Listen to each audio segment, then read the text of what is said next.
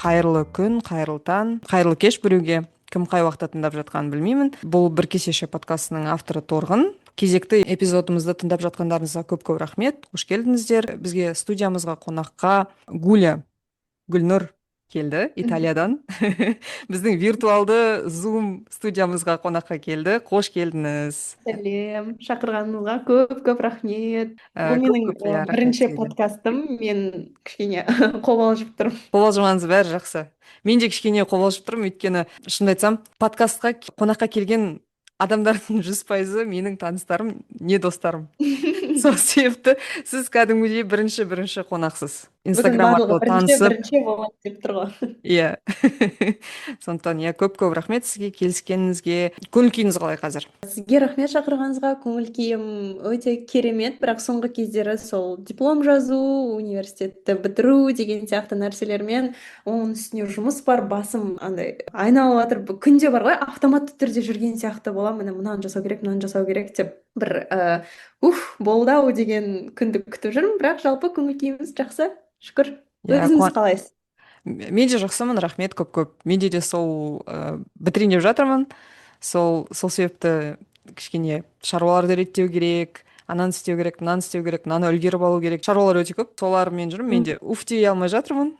Сізді түсінемін, сол себепті иә. Жалпы барлығы жақсы, иә, рахмет. Дұрыстап таныстырып өткім келеді. Достар, біздің қонағымыз Гүлнұр Италия мемлекетінде, Рим қаласында, Сапиенза университетінде бизнес-менеджмент мамандығында магистратурада білім алып жатыр. Бұған дейін сіз КБТУ-да білім алдым, бірақ мен ол кезде маркетинг бойынша оқыдым. маркетинг бойынша, иә. Бакалаврды Алматыда оқыдыңыз, иә, Қазақстанда. Алғашқы қонағымызбен жазып отырмыз. Шетелде оқып жатқан, Кореяның кеңістігінен тыс жерде оқып жатқан адаммен жазып отырмыз. Қонағымызбен сол өте қуаныштымыз. Және сіздің MBTI-іңізді сұрағым келген. Біз міндетті түрде MBTI сұраймыз. MBTI-іңізді көрдім Инстаграмда, бірақ өзім подкастта сұрайтын сондай бір дәстүріміз бар. Сондықтан MBTI-іңізді айтып жіберсеңіз. Иә, менің MBTI-ім ESFJ. Мен оны Инстаграм өзім неме де жазып қойғам. Білмеймін, мен негізі ондай нәрселерге қатты қызықпаймын. Жай тест өте салайын деп, қандаймын деген сияқты. Себебі мектеп кезінде мен керісінше сонымен қызығатын құрбыларым болған, андай соционика, социотип деген нәрселерді бөліп, ой, сен қандайсың деп. Содан мүмкін адамдар осыны көріп мені бірден тани алатын бар, бір жалпы ақпаратты ала алатын шығар деп соны өткем. Қатты түсіне бермеймін ол не екенін, бірақ өзім сондай экстраверт екенімді білемін, сөйлесуді жақсы көретінімді білемін. Сол иә, осындай. Көп рахмет жауабыңызға. Достар, негізі MBTI деген осы оңтүстік Кореяде өте танымал адамның мінез құлқын, интроверт, экстраверт соны анықтайтын бір тесттердің бірі, personality тест деп аталады. ESFJ деп атады. E деген ол экстраверт, S деген ол логикаға сүйенетін адамды көрсетеді, F деген ол эмпат деген сөз, және J дедіңіз, иә? J ол жоспармен жүретін адамда J осылай әрпі тұрады. Иә. Мен S дегенді сенситив деп ойлағам. Сенситив логикаға қатысты. N деген ол қиялға қатысты. Мұнда жазады extroverted, sensing, feeling, judging. Иә, бізде айтады логикаға жақын болады ол, ал N деген ол қиялы. Мысалы, менде N қиялы ұшқыр адамдарды айтады көбінесе, а мұнда логикаға бағынған адамдарды айтады мысалы. Солай көрсетеді. Да, ол да бар. Иә. Менің MBTI-ім ENFJ. Сіз интровертсіз? Жоқ, мен E-мін. Мен экстравертпін. Бірақ амбиверт секілдімін, өйткені мен жалғыз өзім уақыт өткізгеннен күш аламын да, көп уақытты адамдармен көпшілікпен өткізетін болсам шаршап қаламын да. Маған үйге барып демалу керек, өзімді қайтадан өзіме келіп қуатым жинауым керек. Кішкене интроверттікте бар сияқты, бірақ аралас деп ойлаймын. Көп енді экстраверт енді, иә. Экстраверттік басымдырақ. Солай. Сіз сонда барлық қонақтарыңыздан осылай сұрайсыз, иә? Иә, барлығынан сұрайып шығамыз.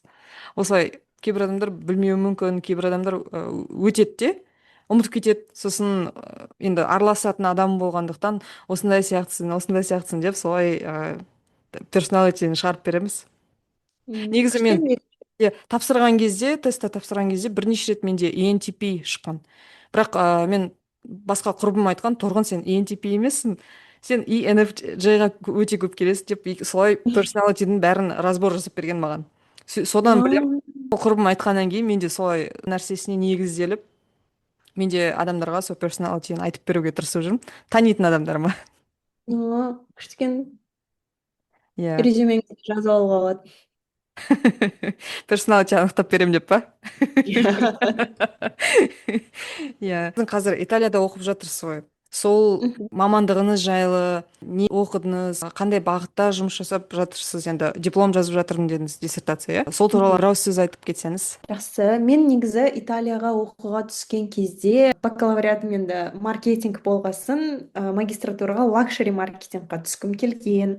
Бірақ ондай бағыт тек қана Милан университетінде болды, ал мен Миланда тұрғым келген жоқ, себебі Милан артифишал қала сияқты маған көрінді. Оған қоса ол Римнан әлдеқайда қымбат болды тұру. Мен бюджетке де қараған болатынмын. Сосын осы енді Сапиензаны көрдім. Ішінде бизнес менеджмент деген бағыты болғандықтан соны таңдадым. Не күтіп тұрғанын білген жоқпын. Осы тек бір менеджменттің айналасында боламын ғой деп келгем, кішкене салғырт қараған сияқтымын негізі болашақ өміріме. Бірақ келдім, сабақтарға барып жүрдім. Негізі Сапиензда сабақ көбіне теорияға бағытталған, андай практикалық түрде негізі көп мүмкіндік болған жоқ.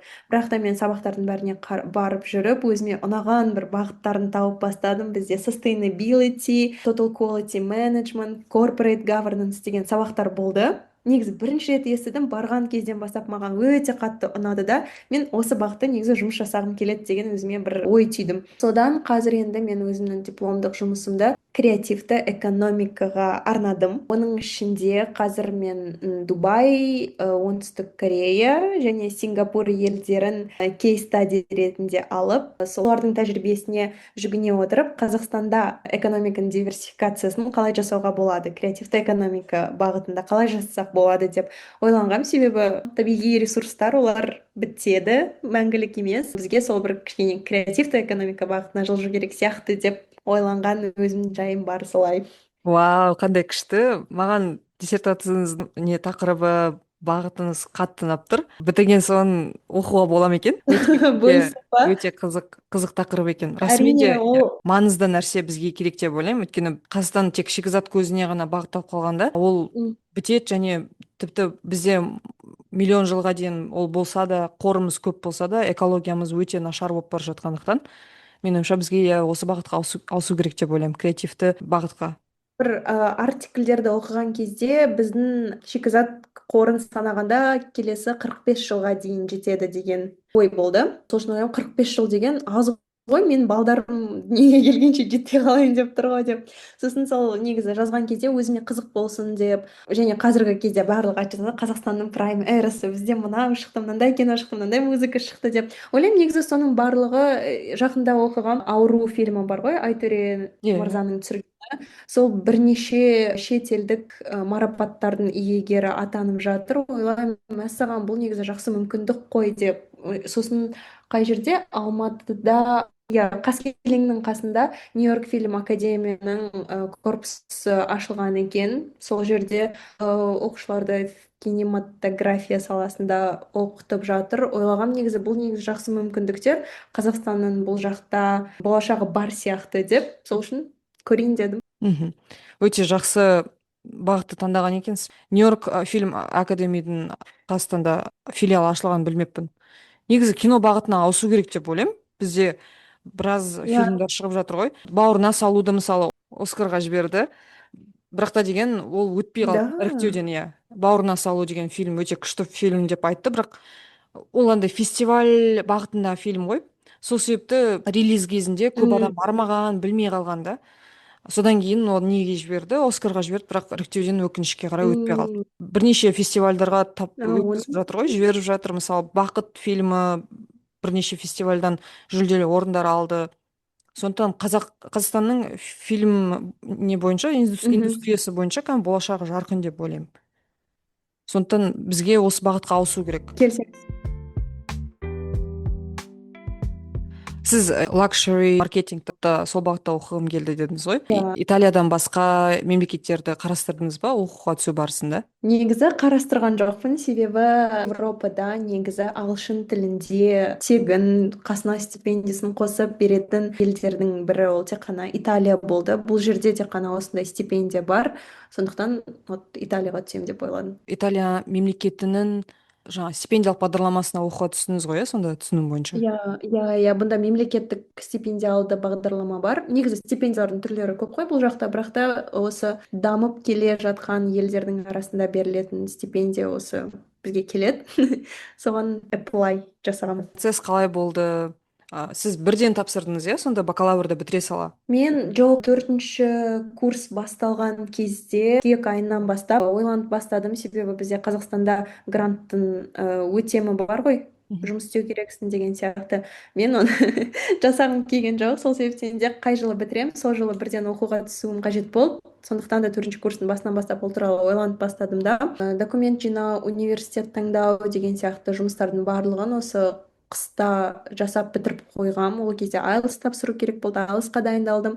Сөйтіп қателеспесем көктемде жауаптың барлығы келіп не істеп қойғаннан кейін емін еркін дипломыма дайындалып бастадым. Жазда бітірдім де сол жылдың қыркүйек айында уже Италияға кетіп қалдым. Вау, этапты дайындап бірден ұшып кеттіңіз, иә, Италияға Иә, сонда? мен өзім андай бірден осы бір моментте шешім қабылдап сөйтіп жүрген адам емеспін. Мен ондайды ұнатпаймын. Маған барлығын алдын ала дайындап қою керек. Мен бір айдан кейін осы жерде болатынымды білу керекпін деген сияқты сондай адаммын. Иә, достар, бұл Джей адамдардың қасиеті. Яғни егер сіз Джей болсаңыз, жоспармен жүретін адамсыз деген сөз. Шын нәрсе болып тұр ғой Иә, MBTI шын. деген. Ол негізі жағдайға да байланысты ғой. Кейде мысалы спонтейниес болуыңыз да мүмкін. Сәтке байланысты. Толық жүз Андай пайыз бар ғой, осындай деген. Кесіп пішіп айта алмайды. жоспарлы спонтейниус деген бар ғой. Иә.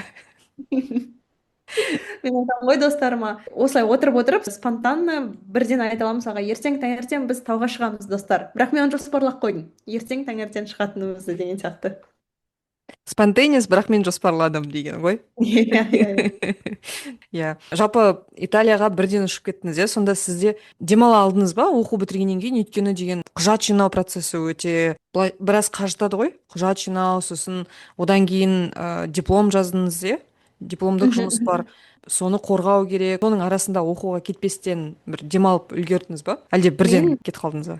жоқ, ол бірден болған жоқ. Мен оқу бітіргеннен кейін виза күткен уақытым бар ғой, виза дайын болғанша. Ол кезде мен Оралда болғам. Бірақ жалпы осы бүткіл процесс бойынша мен ондай қатты стресске, күйзеліске түстім деп айтамын, бірақ ол қатты маған сезілген жоқ, себебі мен негізі ұялмай резюмемде андай стрессоустойчивость деген жері бар ғой. Сол жерде ұялмай жазам, себебі мен кезінде ништада оқығам. Ол жерде стресстің енді көкесін сол жерде бізге көрсетті. Сол жерден бастап үйрендім. Бір түнде барлығын жазып шығу деген сияқты, бір түнде бір семестрдің сабағын оқу деп, және де осы құжаттар жинау кезіндегі стресс бұл қатты сезілген жоқ. Бір-екі рет жылап аласың достарыңа, мен ештеңе істегім келмейді деп. Достарыма жазып жылап сөйтіп, бірақ келесі күні бәрі жақсы. Бәрі ол кеше болған нәрсе, бүгін жаңа күн деп сөйтіп бастап үйреніп кеттім. Өзім негізі сондай адаммын. Егер де мәселе шешілетін болса, мен ол үшін күйзеліске түскім келмейді. Ал шешілмейтін нәрсе болса, тем более да күйзеліске түсіп не керек, ол нәрсе шешілмесе, ол менің қолымда болмаса деген сияқты.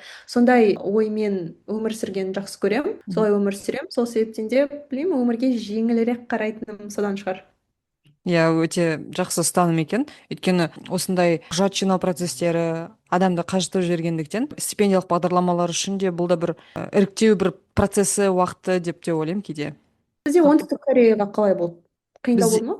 иә, қиындау болды. Өйткені елшіліктің өзіне тапсырдық та құжатымызда. Екі жолы бар. Біреу университетке тікелей тапсыруға болады, біреу елшілікке тапсыруға болады. Елшілік арқылы тапсыратын болсаңыз, үш университет таңдауға болады, яғни үш университетке құжат жинау керек болады. Яғни барлығы енді стандартпен, бірақ та бірнеше папкаға дайындап, кәдімгідей құжаттарды Астанадан Алматыға жіберу керек. Одан кейін ол құжаттарды іріктейді, қабылдағаннан кейін айтады, міне біз сіздің құжатыңызды қабылдадық, бізге интервьюға келіңіз деп Алматыға интервьюға шақырады. Сосын ол интервьюдан өткеннен кейін келесі күні хабарлап айтады, сіз өттіңіз, құжаттарыңызды біз Кореяға жібереміз деп. Содан ол Кореяға М, барады. Ол барғанда NID деген шетелдік білім беру институты бар. Соған мгм, келеді, олар қарайды, құжаттар тексереді. Содан кейін тағы бізге хабар айтады, міне өттіңіз, құжаттарыңыз өтті, енді біз сіздің құжаттарыңызды сіз таңдаған университеттерге жібереміз дейді. Сосын м, университеттерге барады, ол енді бір не, оны да күтесіз. Сосын бірнеше бір айдан кейін ба, бір айдың ішінде айтады, міне сізді осындай университеттерден жауаптар келеді, имейл келеді, кім қабылдады, кім қабылдамады, немесе оның алдында интервьюға шақыруы мүмкін, немесе өзіңіз туралы видео түсіріп жіберіңіз деп айтады. Соны видеосын түсіріп жіберуіңіз керек. Соны жібересіз. Содан кейін имейл келеді, қабылдандыңыз, не қабылданбадыңыз. Одан кейін барып NID нені жібереді? Қабылданғаныңыз туралы университетке мысалы бірінші келісім беруіңіз керек қой. Сол университет, м. келісім берген университетіңізбен барлығы жаңағы байланысқа түсіп, не жібереді? Шақыру қағазын жібереді. Солай нақты болады. Сіз оқуға түстіңіз бе, түспедіңіз бе сол. Сол қағазды Тыңдағанның алғаннан кейін, өзі шаршатып жібереді екен ғой. иә. Иә, өте кішкене сол жағы бір не болды? Қиындау. Бізде М, бұл стипендиялық бағдарламаға менің қасымда Мароккодан 5 рет тапсырғаннан кейін барып өткен қыз болды қасымда. Мен таңғалдым ана қыздың соншалықты қырсықтығына, иә, қайсарлығына, өйткені 5 рет тапсыру өте қиын нәрсе деп ойлаймын. Бірақ сол күшті. түсті 5-ші рет дегенде солай. Иногда есікті сөйтіп жұлып ашпасам, ол есік Иә, өзі ешкім ашылып ашпайды, иә. кетеді. Ана Иә. бар ғой, былай біз неге бакалавриатқа түскенде, біз енді бірінші курспыз, үшінші, төртінші курста оқып жатқан студенттер бізге қарап, андай КБТУ осындай ма деп жүрген кезде бізге айтатын еді, а вы что думали, в сказку попали деп, сол сияқты болды ғой. Рас, рас. Негізі деген осындай бағдарламаларда, сол ойлаймын басында құжат жинау процесінде шыдай алмайтын адамдарды іріктеп алады, іріктеп шығарып тастайды екен процесстен деген. Мгм, мгм. Бұл Кореяның мысалы стипендиялық бағдарламасына тапсыру процесі осындай ғой. Мысалы оған бір ақпанда басталады, сосын жауабын сіз неде білесіз, маусымда білесіз, маусым Аха. басында. Осы бірнеше айлық процесс.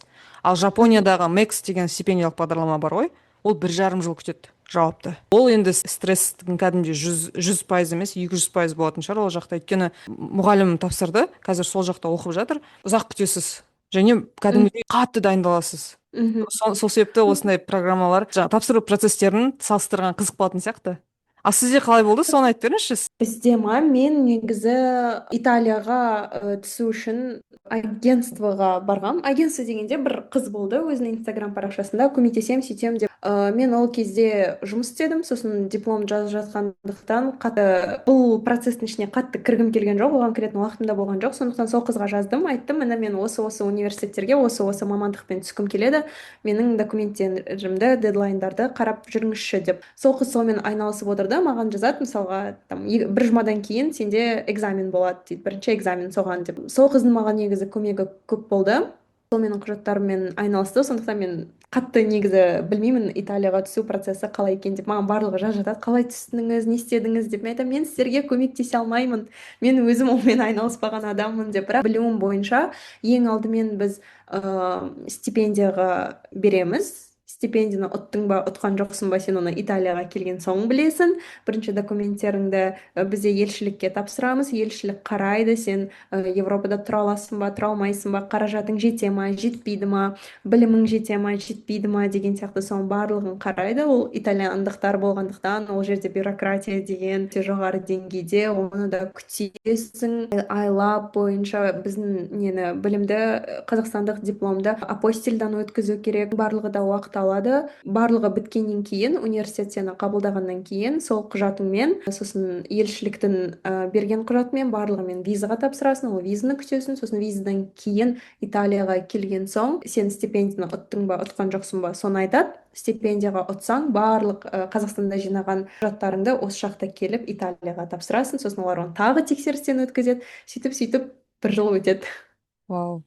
Бұл да кәдімгідей ұзақтау процесс екен. Ну, ол енді білесің, мен негізі бір жағынан ойлаймын, сондай процесстер андай natural selection сияқты болады ғой. Егер де сондай қысымға шыдай алмаған адам кейін ол басқа елде өзімен өзі жауапкершіліксіз мысалға өмір сүре алмайды. Ал қысымға шыдап осының барлығын жеңіл өткізген адам ғана басқа бір ортада тез бейімделіп кете алады деп ойлаймын. Сондықтан болу керек шығар ондай нәрседе.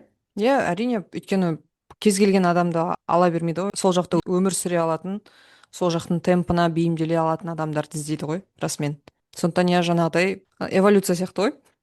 Иә, иә, иә. Кім әлсіз, кім шыдай алмайды, сол кетеді деген сияқты, иә. Иә, Иә. бөліп қарап жатқан сияқты көрінбесін, бірақ ол енді өмірдің заңы сондай. Иә, мен де осы подкастта тыңдармандарға да айтатыным да сол, бұл жерде шетелде оқыған кезде, шетелде тұрған кезде өзіңіздің әлсіздіктеріңізді сіз өте анық көресіз. Сол себепті оған дайын болуыңыз керек, қиындықтар болады және сол әлсіздіктеріңізді 100 есе сезінесіз. Сондықтан Мгм. мықты болу керек, дайын болу керек. Бір қызық болып тұрған сұрақ, сіз Италияға барғанда адаптация болады, бейімделесіз, сол қалай болды, сол туралы айтып бере аласыз ба? Cultural М, шок болған шығар бәлкім. ең бірінші келгенде қараша айында Италияға келдім. Қараша айында бізде негізі уже семестрдің соңы болып саналады. Себебі мен келгеннен кейін 2 жұмадан кейін бізде экзамендер басталды. Сапиенза ол өте үлкен университет. Ан жақта бір 100 мыңға тарта студенттер оқитын шығар. Сондықтан да сенің артынан, ой, сен жаңа студентсің ғой, кел саған бәрін түсіндірейін деп жүрген адам жоқ. Өзіңе керек па, өзің барлығын шешіп алу керексің, өзің адамдармен танысу керексің. Мен құдайға шүкір андай коммуникация деген нәрсеге жақсымын.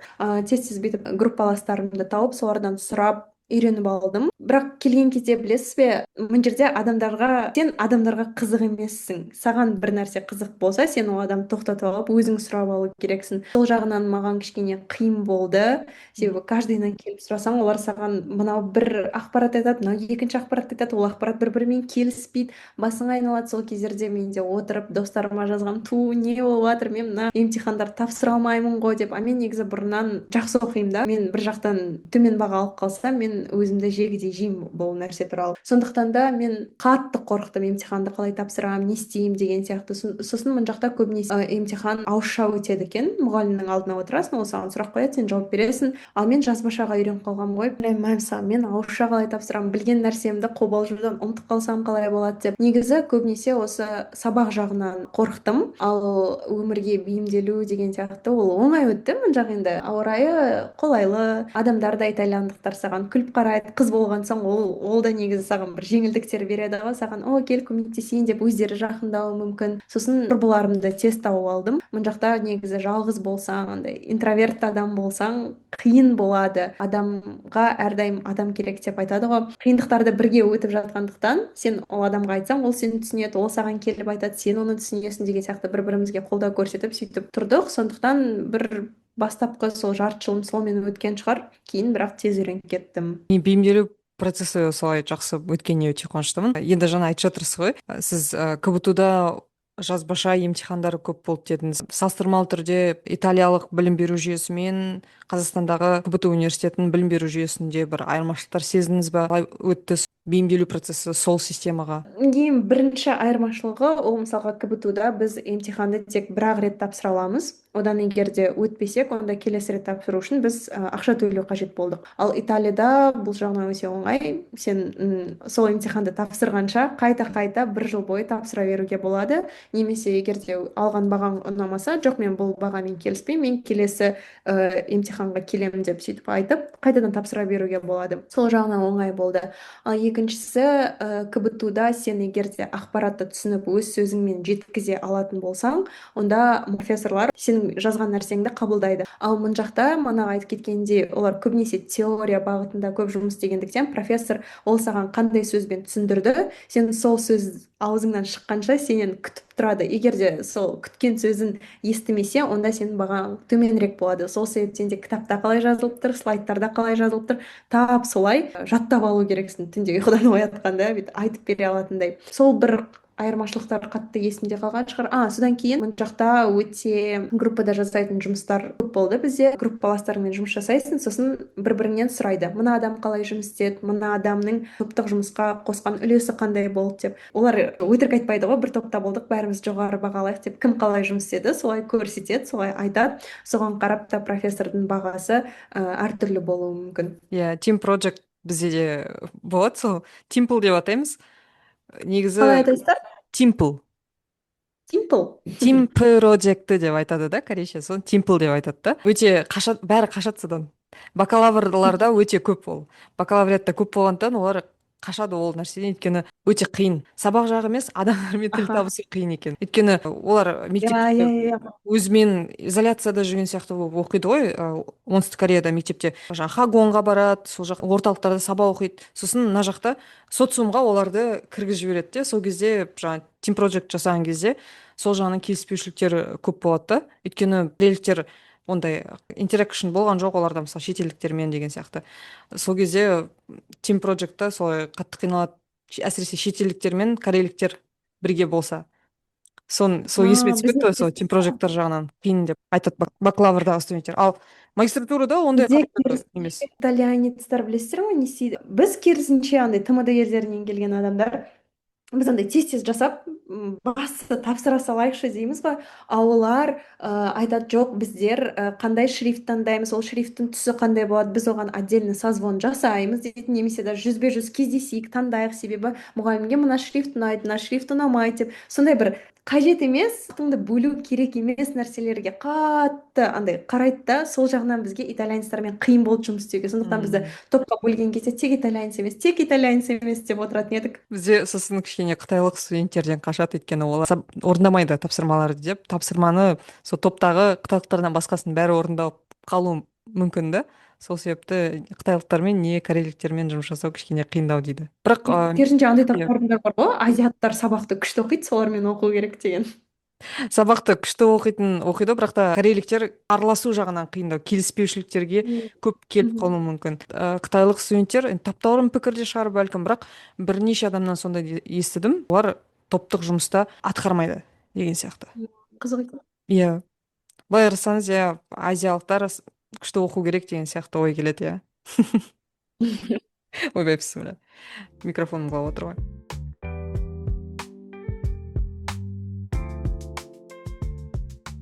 Қазіргі таңда мысалы шетелде білім алу, романтизациялау жайлы сол туралы да сөйлескен қызық болатын сияқты деп ойлаймын. Мгм.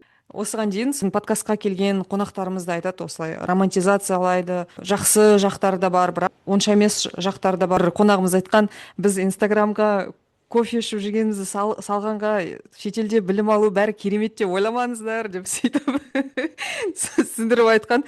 Асыра сілтеп романтизация жасаудың қажеті жоқ, сосын критикалық ойлауларыңызды қосыңыздар деп бір қонағымыз айтқан есіме түсті. Жалпы сіз осы шетелде білім алу туралы, тұру туралы, романтизациялауға көзқарасыңыз қандай, сол туралы пікіріңізді естігім келеді. Мен өзім андай аспанда қалқып жүретін адаммын ғой.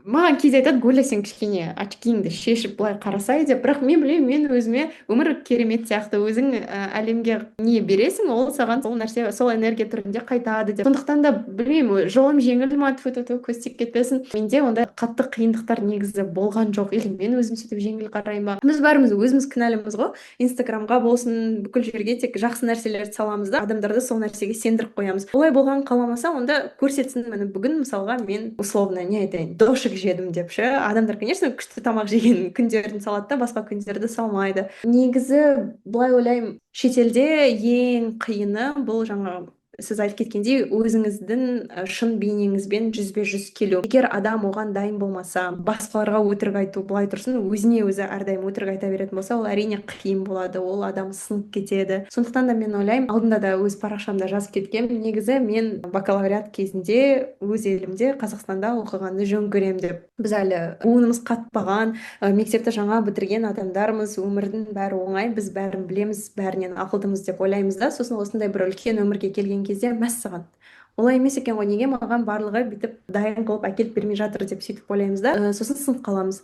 Ал 4 жыл сол Қазақстанда білетін ортада кішкене ұят деген нәрсе бар. Сол моментте ұят негізі дұрыс жұмыс жасайды деп ойлаймын. Жібермейтін нәрселер болады, өзімізді тәрбиелеп үйренеміз де кейін магистратураға шетелге түсуге болады деп ойлаймын. Егер де нағыз енді шетел көрем, сол жақта тұрып көрем деп ойласаңыз, себебі кішкене өсеміз, миымыз өседі, дамиды, не керек не керек емес деген нәрселерге сондай нәрселер қалыптасады ғой ойымызда. Өскеннен кейін уақытыңды мысалға бір арзан көңіл көтеру жерлер, сондай уақыт өткізу түрлеріне арнағың келмейді, себебі білесің, мен уже 25-ке 26-ға толайын деп жатырмын, мен уақытым кетіп жатыр, маған мынаны істеу керек деген сияқты сондай нәрселермен көбінесе араласасың да, өзіңнің ресурстарыңды дұрыс пайдаланып үйренесің. Сондықтан да романтизация болу керек деп ойлаймын. Негізі өмірді жақсы қырынан көру керекпіз. Бүгін жаңбыр жауып кетіп көңіл күйің түсіп кетсе де, жоқ, жаңбыр да ол нұр деген сияқты сондай бағытта бір өмірге қарап үйрену керек. Сол себептен мен романтизацияға қарсы емеспін, бірақ шындыққа да қарай білу керек. Жаңа айтып кеткенде критикалды түрде сен білесің, уже қазір енді барлығы білетін шығар, ол адам тек жақсы нәрсесін салып жатыр, оның артында мынандай бар деп. Сондықтан сіздің подкастыңызда негізі жақсы сондай сұрақтың сол жақтарында көрсете алады деген ойым бар. Иә, менде бірден осы подкастын бастаған кезде де шетелге оқуға түскісі келетін адамдарға арналған подкаст болғандықтан біз бірден айтқан болатынбыз, сыни тұрғыда ойланыңыз да, романтизация ол жақсы. Өйткені әлем сондай тұрақсыз, және әлемдегі жаңалықтарды оқыған кезде көңіл күйің түсіп кетеді, өмір сүргің келмей қалуы да мүмкін да, мысалы ана жаңалықтарды күнде оқитын болсақ апатияға ұшырауыңыз мүмкін. Иә, сол себепті романтизациялау керек өзіңіздің өміріңізге ғашық болуыңыз керек деп ойлаймын. Мысалы мен үшін маңызды эстетиканы көру, мысалы шетелде оқығанның эстетикасын көрсету, ол да маған ұнайды және мен көрсеткім келеді. Бірақ солай бола тұра адам сыни тұрғыда ойлау керек деп ойлаймын. Оны басында да подкасттың алғашқы шығарылымдарында да айтып кеткен болатынбыз. Шетелде тұру, шетелде білім алу, оның өзінің қиындықтары бар. Сол себепті оған да дайын болу керек. Барлығы 100% керемет болуы ол мүмкін емес, өйткені өмір ғой. Сондай нәрсе айтқан болатынбыз. Және мен де жаңа сіз айтқан ойға келсем, иә, мен қолдаймын, бізде балалар мектепті бітіре сала шетелге оқуға кетіп жатқан студенттер өте көп. Және шетелде білім алып жатқан жастардың қарасының көбеюі ол күшті. Яғни Қазақстандағы жалпы орта есептегі адамдардың жағдайы жақсарып келе жатыр деген сөз, шетелге балаларын оқуға жібере алады деген сөз. Ол өте қатты қуантады. Бірақ мені кене ойландыратын нәрсе, қалай айтсам енді оң солын танымаған жастар бірден шетелге шығып кеткені сәл қиындау болмай ма деген ой келеді да. Өйткені шынымен де біз бакалавр кезінде әлі баламыз ғой. Енді келіп жатырмыз, енді ересек өмірге араласып жатырмыз, бірақ студенттік өмірде ол бір ересек өмірге қатты жатады деп айта алмаймын. Кішкене албырттық бар, иә. Сол кезде Қазақстанда білім алып, өзіңіздің қалай айтсам болады, ішкі меніңізді қалыптастырып, сізге не ұнайды, не ұнамайды, соны біліп, шекараңызды қойып үйреніп, адамдармен араласуды үйренесіз, қоғамға кіруді үйренесіз, қоғаммен араласуды үйренесіз. Сол арқылы, мысалы, оқуды бітіргеннен кейін барып шетелге түсуге болатын секілді. Өзім солай ойлаймын. 17-16 жастағы балалардың ойын өзгертіп жіберу оңай. Сол себепті жанып кетуі де мүмкін да, өзін жоғалтып алуы да мүмкін. Ол әрине адамның өзінің жүретін жолы бар, және өзінің таңдаулары бар. Бірақ сонда да кішкене сондай бір ойларым келеді. Мен ертең өзім балам болған кезде мен оны 17 жасында шетелге оқуға жібере аламын ба деген ой келеді да. Жібермейтін сияқты. Бірақ та ол баланың өзінің шешіміне байланысты әрине. Бірақ мен мысалы ана болсам кішкене қорқатын едім. Мен жібермедім. Иә, шетелде тұру бір бөлек, үлкен өмірге бірден араласып кетеді да, ол ерте есейтіп жіберу де кішкене қиындау сияқты деп ойлаймын өзім солай. Сондықтан иә. Ойымыз ол мың түрлі өзгереді ғой, әлі көп нәрсе көріп кейін. Иә, ол жағдайға байланысты деп айтады ғой. Қазір біз бірден кесіп пішіп айтып тастай алмаймыз.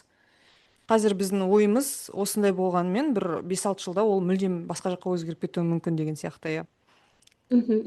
Бірақ мен де ойлаймын, сол оң солын танып барып шетелге оқуға барғанда дұрыс та шығар деген ой келеді. Өйткені ол адамның ойын өзгерту сәл қиындау болады. Иә.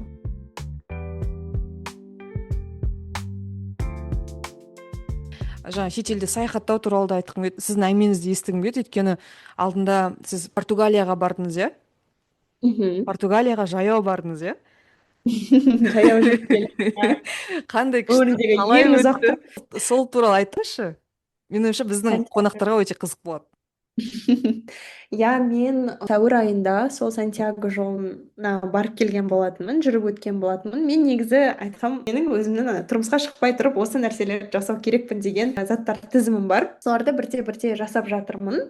Соның ішінде ең осы қиыны, ең андай the craziest thing деп айтады ғой, сол Сантьяго жолы болған болатын. Қалай айтайын, бұл нәрсеге толығымен дайын болған жоқпын. Иә, ақпарат оқыдым, заттарымды жинадым, физикалық түрде дайындалдым, бірақ бәрібір де мені не күтіп тұрғанын білген жоқпын. Бірақ сол нәрсеге көзім жұмдым да бардым. Көз қорқақ, қол батыр деп айтады ғой. Бардым бірінші Португалиядағы Порту қаласына. Бұл менің ең сүйікті қалам. Сол қалаға мен тегін болсын бара беретін едім. Күнде бара берсе, күнде тек сол елге саяхаттай беретін едім. Порту қаласына бардым, пилигрим паспортын, credentials, кушкамды алып, заттарымды жинап, рюкзагымды ұстап, жолға шыққан болатынмын. Португалияның жағалау бағыты бойынша жаяу жүрдік. Күніне бір қателеспесем 30-35 километр мен жүрген болатынмын. Сөйтіп Португалияның шекарасынан өтіп Испанияға келдік. Испанияда, себебі соңғы нүктеміз Сантьяго де Компостела қаласы, ол сол Испанияда болған. Сол екі елдің арасынан жаяу өтіп барып келдім. Жолым бір 8 күндей болды.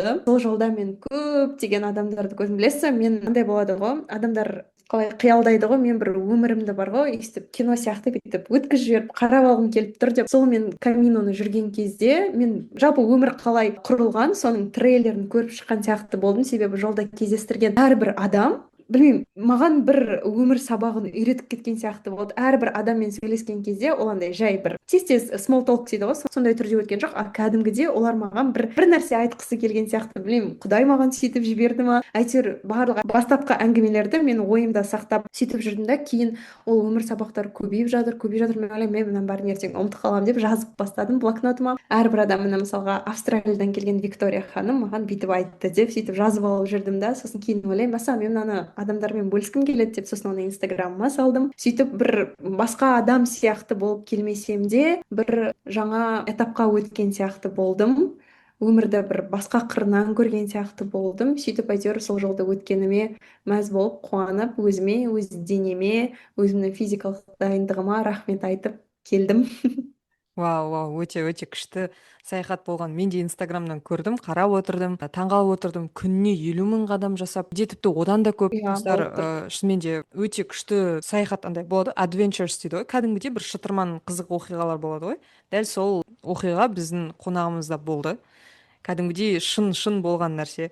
Сол себепті менің ойымша осындай сәттерде, осындай саяхаттарда жазып жүру, документация жасау, оны видеоға түсіру өте қажет нәрсе деп ойлаймын. Мысалы, Кореяда кітап дүкендеріне жиі барамын, және Мгм. корейліктердің бір ерекшелігі, олар түрлі кітаптарды басып шығара береді. Оның ішінде мысалы бір корейлік фотоларды, саяхаттаған кезінде түсірген суреттердің барлығын кітап қылып басып шығарған. Соның ішінде кездестірген әрбір адам өзінің бір ақылын, немесе Мгм. қазіргі көңіл күйін, сезімін, немесе бір тілегін жазып отыр. Иә, Күшті идея, иә. Мысалы, соны көріп қалдым да, жаңа сіз айтып жатсыз ғой, осындай сабақты үйретті деп жазып алып жатырсыз.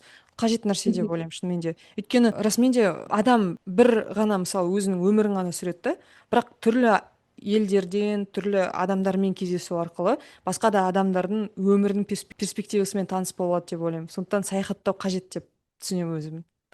адамдар айтады ғой, бөледі ғой, қалай дейді, турист деген болады, сосын саяхатшы деген болады деп. Мен негізі Италияға келген кезде мен жалпы бірінші рет Европамен кездестім. Сол кезде ойлағанмын, мен Европаның бүткіл елін аралағым келеді деп. Бірақ бір екі елге барғаннан кейін мен қайда, Чехия, Хорватия, сөйтіп жақын жерлерге барып келгеннен кейін көремін, жалпы негізі Европадағы елдер бір-біріне қатты айырмашылықтары негізі жоқ. Бір екеуіне барсаң, жалпы Европа туралы түсінігің қалыптасады. Сосын мен ойлап бастадым, жоқ, мен осы жердегі визамды ақтауым керек, осы жердегі уақытымды ақтауым керек, мен бір қызық нәрсе жасағым келеді деген сияқты. Сосын отырып қараймын, не істеуге болады жалпы Европада, осындай жолдар бар ма, не деген сияқты. Сөйтіп таптым, мен саяхатшы екенмін деген ойға келдім де, ойладым, міне мен осы жолды өткім келеді, осы жердегі вулканды көргім келеді, осы жердегі водопадты көргім келеді деген сияқты. Сөйтіп соны өзім ғана көріп қоймай, адамдармен бөлісейін деп сөйтіп шешкем. Иә, ол өте жақсы қасиет деп ойлаймын. Өйткені сіз қазір деген өзіңіздің осы саяхатыңызды көрсету арқылы басқа адамдарды да шабыттандырасыз. Сонымен қатар бұл адамдарға сіз сол елдің салтын, өмір сүру стилін таныстырасыз да. Бізде мысалы кейде байқамай қаламыз. Біз мысалы Қазақстанда дүниеге келдік, және сол өзіміздің елдің бір алгоритмдарымен жүре береміз да, бірақ басқаша да өмір сүруге болады екен ғой деген нәрсені көрген кезде, менің ойымша сол кезде барып адам түсінетін сияқты, сол мысалдарды көру арқылы. Сол мгм, себепті мгм. осындай блог жүргізу ол сіздің өзіңізге ғана жақсы әсерін тигізіп қана қоймай, басқа адамдарға да әсерін тигізеді. Сол себепті ол да бір біздің әлеуметтік жауапкершілік сияқты болып кеткен сияқты қазір блог Иә, жүргізуде. онымен Сондықтан иә иә. келісемін. Сосын айтады ғой, жалпы көп нәрсені көрген адам үшін қалыпты деген сөздің ұғымы өзгереді. Ол үшін барлық нәрсе қалыпты сияқты Иә. көрінеді, себебі ол жағдайдың мына жағында көрді, екінші жағында көрді. Сондықтан бір бокстың ішінде өмір сүргенде сен мынау қалыпты деп ойлайсың, бірақ шынына келгенде негізі өмірде қалыпты деген нәрсенің түр-түрі бар. Иә, бір нәрсеге жан жақтан қарауға болады. Әртүрлі қыры бар. Сол себепті де мысалы қазақтардың осы сөз күшті ұнайды. Көп жасағаннан емес, көп көргеннен сұра деп. Иә, иә, иә. Мен де сол көпті көрген деген ол жаңа тәжірибесі көп адам деген сөз ғой. Иә, Иә, біз өте оны қызық. көп өмір сүрген адам деп. Иә, солай ойлап қаламыз да, бірақ негізі көп тәжірибе жинаған адам деген сөз ғой. Иә, иә.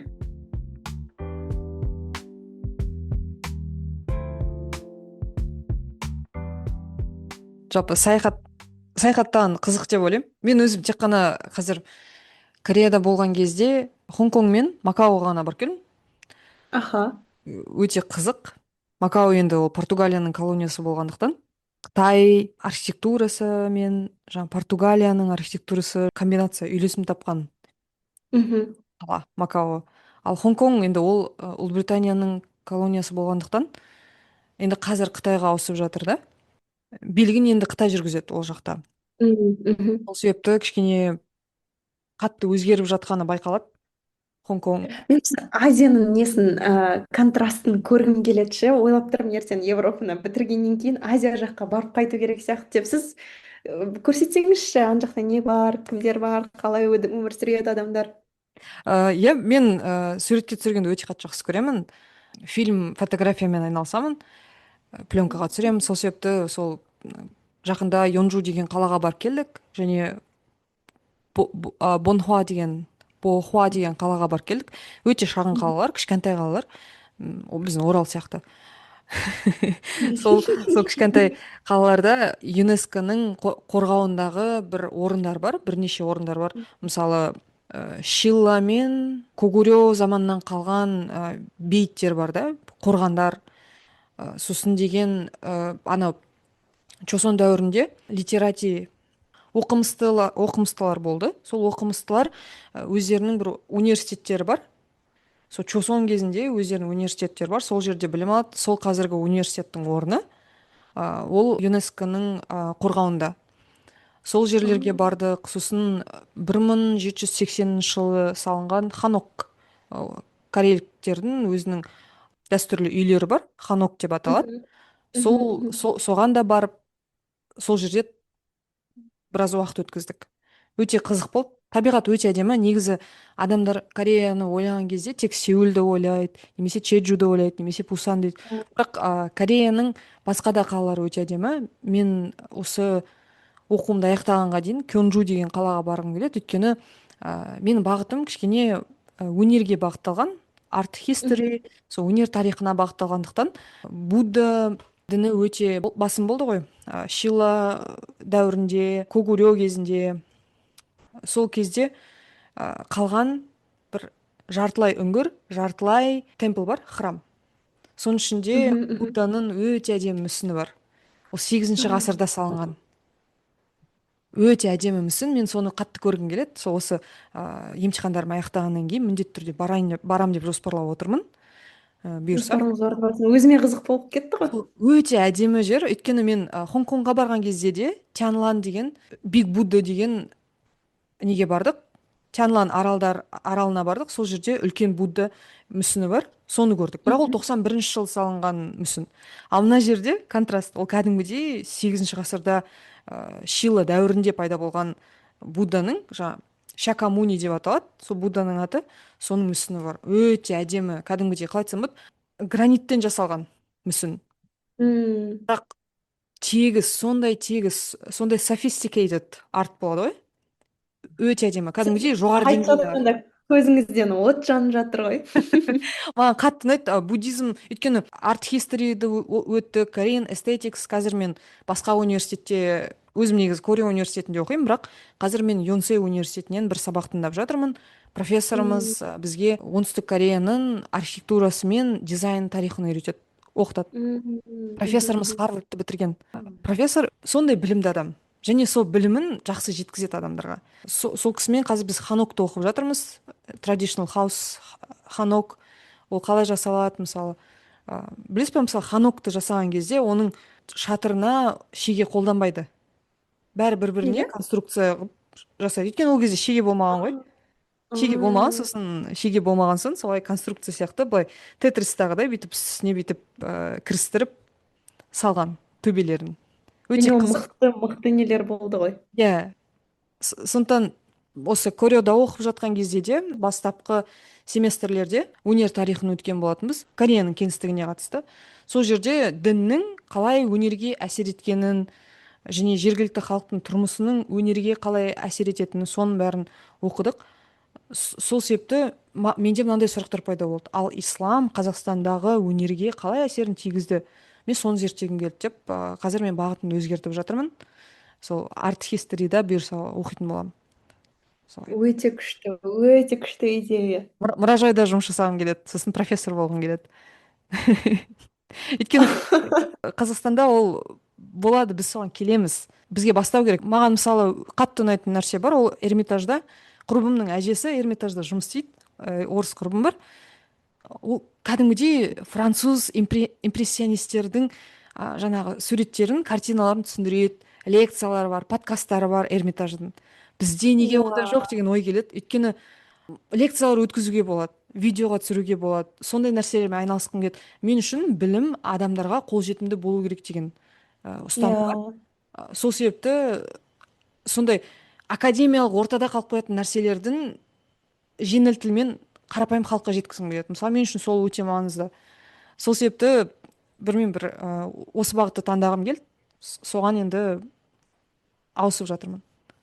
Сіздің андай арманыңыз, жоспарыңыз бұл ғасырға сай келмейтін сияқты көрінеді да, от этого еще интереснее становится. Иә, қазір андай капиталистік заман болғандықтан адамдардың мақсаттары ұқсас келеді да. Мгм. Иә, бірақ өмірде ақша бірінші орында емес қой.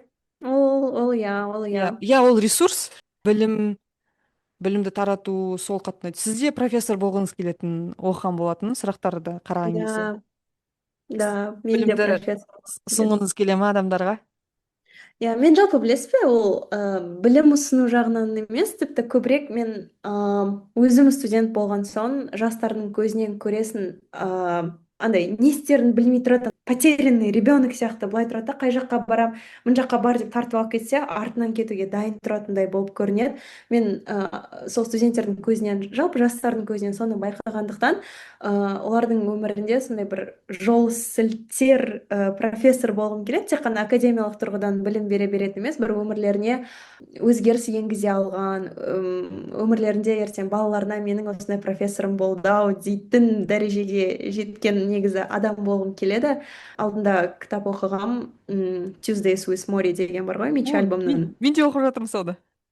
Сол кезде, блин, мен қазір сізге спойлер жасап қоятын сияқтымын Жоқ, да, жоқ, бірақ айта беріңіз, айта беріңіз. Мен кейін оқимын, өйткені бастадым да, мен басқа шаруалармен қатты қапылыс болып кеттім да, тоқтатып қойдым. Бірақ it's fine, айта беріңіз.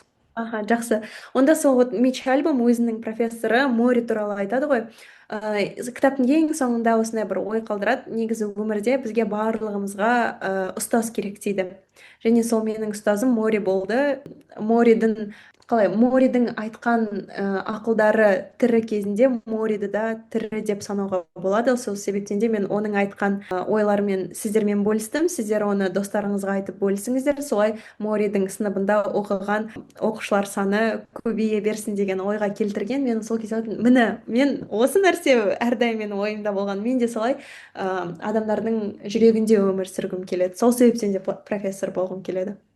Иә, арманыңызға жетуіңізді тілеймін, өйткені Де, профессор болу, ұстаз болу өте күшті жұмыс деп ойлаймын. Және иә. мысалы менде арманым сол кул профессор болу. Сондай. студенттермен жақсы араласатын, сон бағыт бағдар беретін. Расымен де сіз айтқандай, жастар бізден кейін, мысалы ертең біз сабақ беретін уақытта мен мұғалім болып та жұмыс істеп көрдім, білмей тұрады, бірақ сіз сырттан бақылаушы ретінде соның қабілетін байқап қоясыз да, бағыт бағдар иә. беріп бұрып жіберсеңіз ары қарай өзі алып кетеді. Тіпті алып кетпеген Мгм. жағдайда да ол оған бір жақсы тәжірибе. Сондықтан білмеймін, ұстаздыққа бару ол өте күшті нәрсе деп ойлаймын мен. Сол себепті иә, жақсы профессорлар Қазақстанда көбейеді деп ойлаймын. Көбейіп жатыр ғой қазірдің өзінде. Ана айтады ғой, giving makes me feel like I'm living деп. Иә, иә. Көп беру керек деп ойлаймын мысалы. Ол бәрі саған дәл сол адамнан қайтпаса да, жақсылық болып сені алдыңа келеді. Бірақ ол бір жағынан кішкене екіжүзділік сияқты, тек Иә, қана иә, бір күтіп жақсылық отқан үшін, сияқты. сол күтіп отыру үшін жоқ, ондай емес. Берген сайын сен өзің де аласың деген сөз. Тек бір материалдық емес, ол басқа бір қалай эмоциямен алуы мүмкін деген сияқты. Ол біздер капиталистік өмірде сүргендіктен біз бәрін бір затқа, материалдық құндылыққа байлап қойғанбыз да. Бірақ бұл жерде сен көп берсең көп аласың деген тек қана заттай нәрсені айтпайды да. Ол тәжірибе болуы Мгм. мүмкін, мүмкіндіктер болуы мүмкін деген сияқты. Білмеймін, сондай ойлар келеді. Күшті бір идея айтты.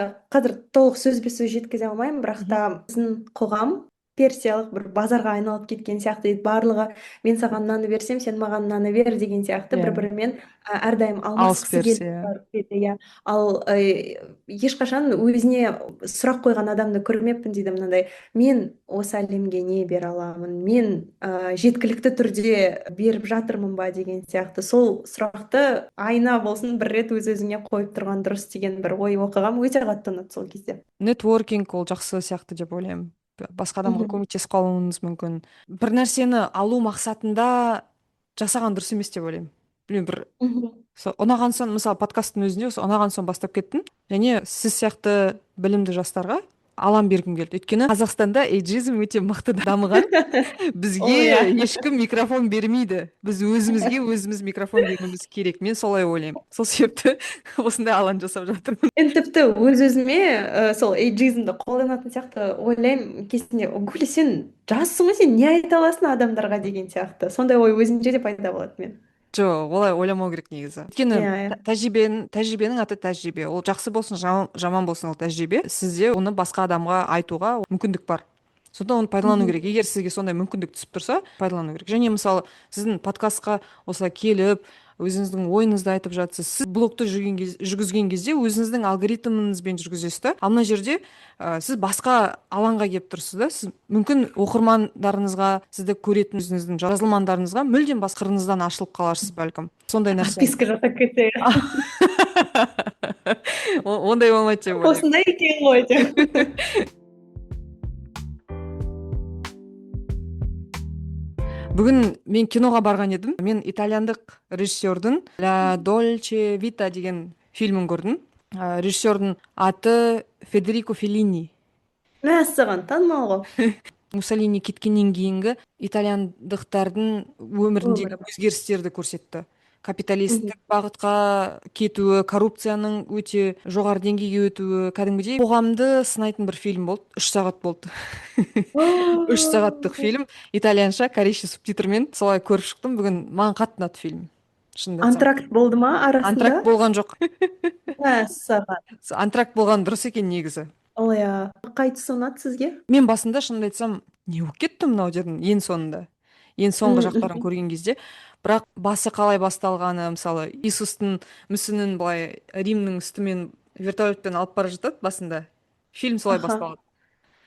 Өте әсерлі басталды, және түсіру стильдері қатты ұнады, диалогтары. Сосын маған Мгм. ұнағаны қоғамның жаңа элитарлық бөлігін сынау арқылы осы түрлі сценаларды көрсетті. Бір жиіркенішті бір сценалар да бар, бірақ соны сынап, фильмнің бір ұсқынсыз сәттері бар, бірақ сол сәттер арқылы режиссер қатты сынап тұр. Және Мгм. бұл фильм Скорсезенің сүйікті фильмі екен. О, білмеппін оны. Иә. Мен де бүгін сол қарадым. Фильмнен кейін өзімнің әсерімді жазып аламын да. Содан кейін басқа адамдардың ревьюларын қараймын. Олармен өзімнің ойымды қосып, сосын ол да бір ойға айналады. Сосын неге Letterboxdқа не жазам, пікір жазам. Неліктен сіз сол киноны таңдадыңыз, осы киноны көргім келіп тұр деп? Негізі мен бұны арнайлап осы киноны көрем деп барған жоқпын. Тізімді қараған кезде бүгін Ля Дольче Витаны көрсетеді екен. ойладым, итальяндық фильм және ақ қара фильм көрейінші деп бардым, ұнады. Қалай көрсетті сол жерде итальяндықтарды?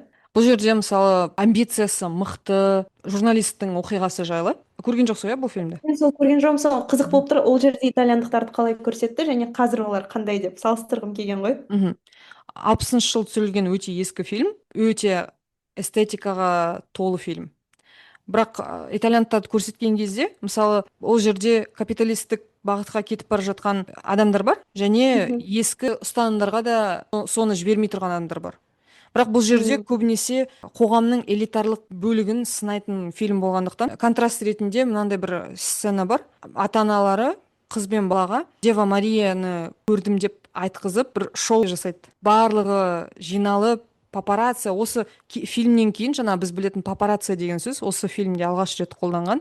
Содан барлығы папарация деп айтып кетті журналистерді. Бұл жерде сосын актрисаларды, актерлерді, сол өнер саласында жүрген адамдарды да сынайды.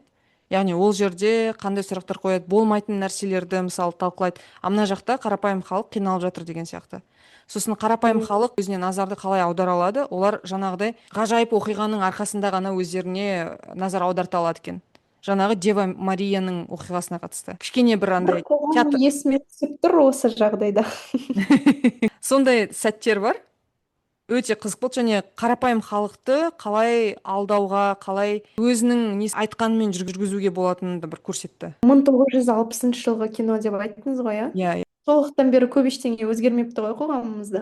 Расымен ба? Әлі күнге шейін талқыланатын сол сұрақ, тек енді қазір біздің қоғаммен салыстырғанда блогерлердің айтатыны бір, қарапайым халықтың өмір сүріп жатқаны бір деген сияқты. Расымен де ана жерде актриса келеді, Швециядан бір өте танымал актриса келеді да, содан сұхбат ала бастайды. Сосын, Мгм. сіз ұйықтар алдында пижамамен ұйықтайсыз ба әлде пижамасыз ұйықтайсыз ба дейді. Сондай сұрақ қояды Мгм. ғой. Абсурд А, сұрақтарды қояды да. Режиссер соны көрсеткісі келді. Соншалықты әртістердің өміріне қатты қызығады да, тым мгм. дөрекі сұрақтарды қояды. Болмайтын нәрселерді сұрайды деген сияқты. Ал мына жақта шынайы өте маңызды нәрселер айтылып жатқан жоқ дейді. Көруге Қатты болады. андай ойландырып жіберетін тақырыпты аштыңыз ғой. Иә, расымен Мен негізі ештеңе ондай өзгерген жоқ деп ойлаймын, нәрсені иә. андай қатты сынайм бар ғой. Ол бір жағынан өзіңнің елің, өзіңнің халқың болғандықтан ол туралы қатты ауыр түрде бір ештеңе айтқым келмейді, бірақ көріп андай айқайлағым келеді, көздеріңізді ашыңыздаршы, қандай нәрсеге сіздер уақыт бөліп жатсыздар деп. Мен ютубқа кіремін, мен қазір негізі көп андай фильм, сериал қарауға уақытым жоқ та, бірақ осындай Мгм. арасында ютубтан қысқа қысқа видеоларды қарай аламын. Сол ютубқа кіріп не болып жатыр деп қарасам, контенттің көбі не туралы, кімдер қонаққа келіп жатыр, мен таң қалам бар ғой. Қазақша контент аз, анау мынау дейді, бірақ шақыратын қонақтары мынау, қозғайтын тақырыптары мынау. Миыңызға қандай қорек берсеңіз, сіздің өміріңіз сол нәрсеге толы болады ғой. Неге сіз осыны қарап жатырсыз деген менде сұрақ болады. Бірақ тұтынатын адам болса, оны жасайтын контент креаторлар да болады дегендіктен. Бір жағынан мысалы подкасттың соңғы бір шығарылымында біз Оскарға номинацияланған фильмдер туралы сөйлескен болатынбыз. Сол кезде де айтады ғой, неге бізде көркем фильмдерге сұраныс жоқ, неге бізде көркем фильмдер түсірілмейді деген әңгімені көтерген болатынбыз. Сол кезде мен де айтқам, халық бізде базалық қажеттіліктерін әлі жапқан жоқ. Сол себепті де Иә, өнерге иә. қатты қызыға алмайды, өйткені халық аш деп. Бірақ бір жағынан Мгм. уақыт табуға болады, М, мүмкіндік табуға болады деген сияқты ойлар келеді. Бірақ толық 100%-ға осы істеу керек, былай істеу керек деп айта алмаймын. Ол иә, бірақ бір жағынан білесіз ба, бізде неге, мен бұрын солай ойлайтын едім, неге бізде мысалға комедия көп деген сияқты. Ол жанрға ешқандай қарсылығым жоқ, өзім жақсы көремін қазақстандық комедияларды. Мен американдықтардың несін әзілдеу жолын түсінбеймін да, бірақ қазақша әзілдерді күшті түсінемін, өзіме ұнайды. Бірақ та ойлаймын да, андай ауыр драма деген кинолар неге танымал емес, неге андай бір тақырыптарды қозғайтын, ауыр тақырыптарды қозғайтын кинолар неге танымал емес? Себебі адамдар қиын кезде өмір сүріп жатыр. Олар әдетте өздерінің жеке өмірлерінде сол қиындықтарды көріп жүргендіктен киноға не үшін келеді? Ол сол нәрселерді ұмыту үшін, бір екі сағат бір демалу үшін, миын демалту үшін келеді. Сондықтан оларға осындай жеңіл кинолар ұнайды да. Біз ол үшін адамдарды кінәлай алмаймыз. Неге сендер осы туралы сөйлеспейсіңдер деп те айту бір жағынан қиын сияқты, себебі әр Иә. адамның өзінің жеке мәселелері де көп қой. иә, сол да бар. Сол себепті де айтатыным, адамның базалық қажеттілігі толық өтелмей, ол адамнан біз өнерді бағала деп сұрай да алмаймыз. осы неге бізде мектепте Маслоу пирамидасын үйретпеді? Негізі өмірдің барлығы сол Мгм. пирамиданың айналасында Иә, құрылған ғой. Өмірде осылай қолданылады деп бүйтіп бізге солай мысалға айтпайды, оны иә. түсіндірген жоқ. Иә, рас айтасыз, оны түсіндірген жоқ олай, иә. Иә, сол себептен сосын жүреміз, жастар болады, мысалы, өзіне өзі сене алмайды, сенімділік деген жоғарыда тұратын нәрсесі жоқ та. Осыны күтеді, бірақ ол әлі осы пирамиданың төменгі нәрселерін әлі жапқан жоқ та, ол мына деңгейге әлі жеткен жоқ жай ғана. Иә. Керек нәрсе сияқты. Иә.